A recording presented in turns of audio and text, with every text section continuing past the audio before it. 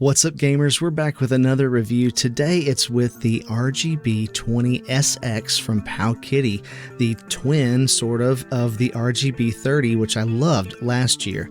But is there enough here to warrant picking this up if you already have an RGB30? And if you don't have an RGB30, who is this really for? Well, we're going to get into that today in the full review.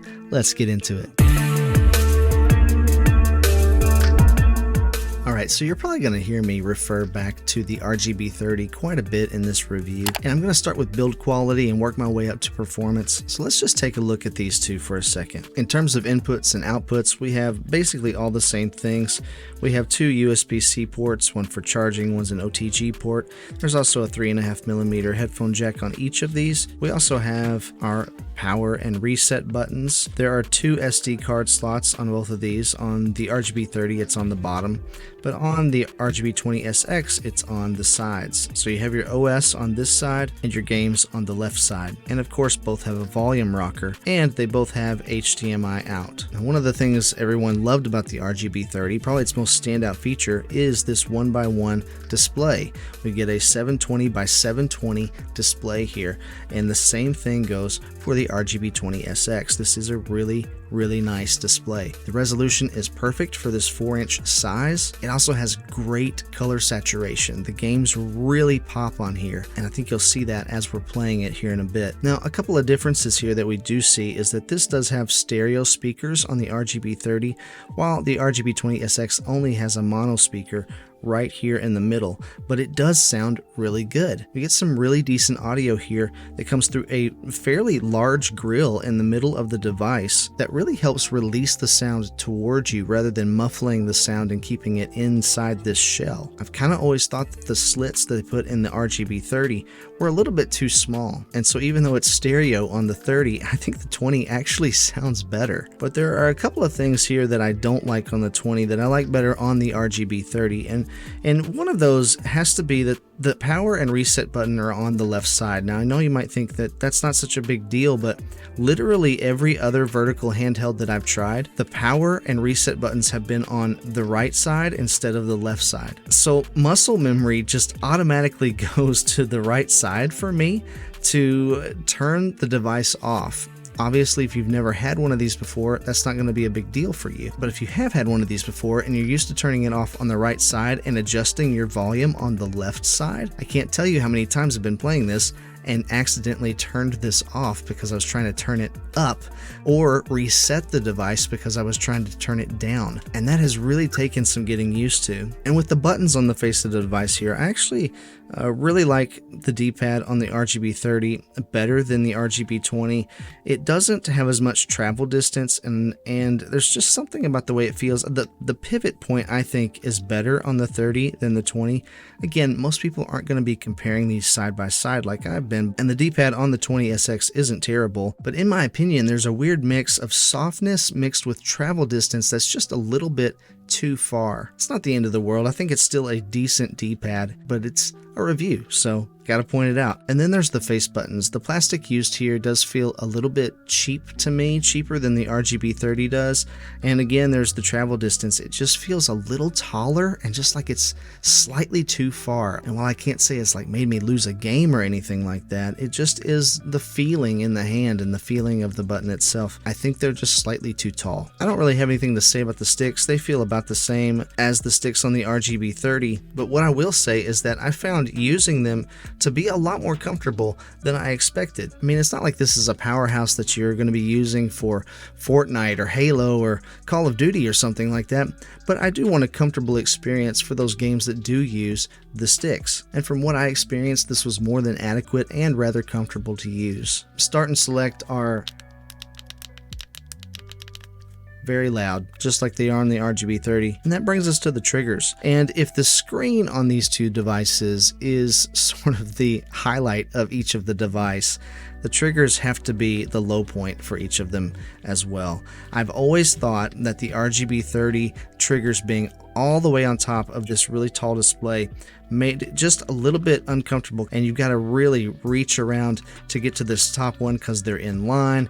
And I've always kind of thought that maybe they should have just put them right behind here, right where your index finger could have rested, like right here, and made them, you know, stacked or something like that. But now that I've tried this, and this is on the back behind the screen, and I've seen how it juts out so much. I mean, this is absolutely insane how much these triggers stick out. I am glad that these are on top on the RGB30. They're still just as uncomfortable to use, and these might be more comfortable to use slightly, but it makes it much less pocketable because these jut out so far. In fact, this is not a device that I would say is pocketable at all. I think it's too tall, too thick, and these triggers are just the icing on the cake that makes me say, no, this is not something you're going to want to carry around in your pocket. However, it does come with a really great hard shell case that you can use for keeping this in a backpack or a purse or whatever, so I'm glad they provide that. But let's go ahead and power it on, see how long it takes to boot, and check out some of the features.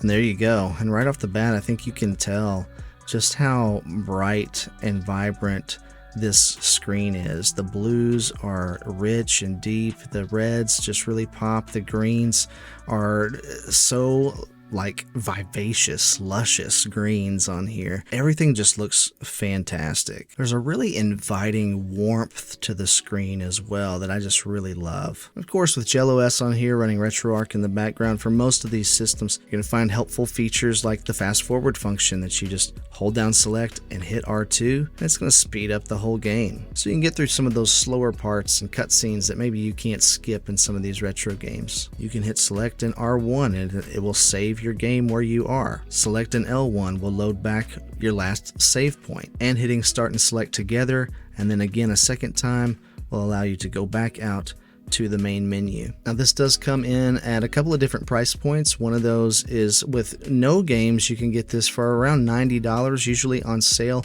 from Powkiddy's website themselves. And then they have options with games on a card in both 32 gigabytes, 64 gigabytes, and 128 gigabyte models. And the 128 gigabyte model is about $110 on Powkiddy's website at this moment on sale. Amazon prices will be a little bit more, but you're going to get free shipping on those orders. So it really works out to be about the same. And then this is one important feature that I almost missed. This comes with a newly upgraded fast charging option. So you can actually plug a fast charger into this device and it does charge. This has not really been the case with most retro handhelds. They use an old USB-C to USB-A cable that only supports slow charging, and a lot of people have been confused by that, but fast charging does work on the RGB20SX, and they claim that this 5000 milliamp hour battery does give you 10 hours of battery life.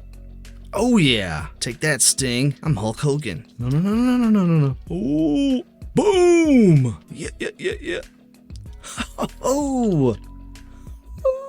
Ooh! Boom! Oh! Yeah! Okay, so this also comes with 1 gig of RAM, and it also has the RK3566 chipset in it, and there's really no surprises here. A lot of games are going to run relatively well, especially on your lower end systems, and then you're going to get up to your N64, PSP, Sega Saturn, some stuff like that, some of your more 3D intensive systems. And you're going to find that maybe some games run really well and others don't. Thankfully, WCW vs. NWO Revenge runs quite well. As you can see, boom! Oh yeah. Uh-oh. This isn't good. Get this guy out of here. How do you switch? I can't remember how to switch characters. Bad. Boom! Get out of there. I don't know how to get back up in the ring. This is bad. This is really bad. Oh, oof.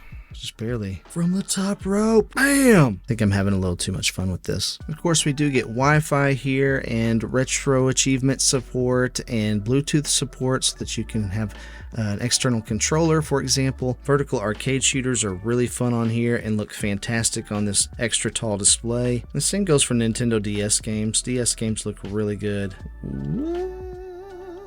Woo-hoo! Take that, Bowser. You can do full screen or dual screen just by hitting R2 on the back. And either way, I feel like text is really sharp. You're able to read that bottom screen very easily. Everything just looks really good. Man, that green screen always messes me up. You can see right through it. It's amazing. Oh, I do really like this translucent shell here on this as well. Anyway, what do you think of the RGB20SX? Is this the kind of console you can see yourself playing? I've been really glad to see the solid performance, just like on the RGB30. The screen looks fantastic, and despite the triggers being so large, this device is incredibly well balanced in the hand. But let me know what you think in the comments below. Don't forget to like, subscribe, share this with a friend, and consider becoming a channel member. It really does help out a lot. Stay kind and encouraging out there, and I'll catch you on the flippity flip.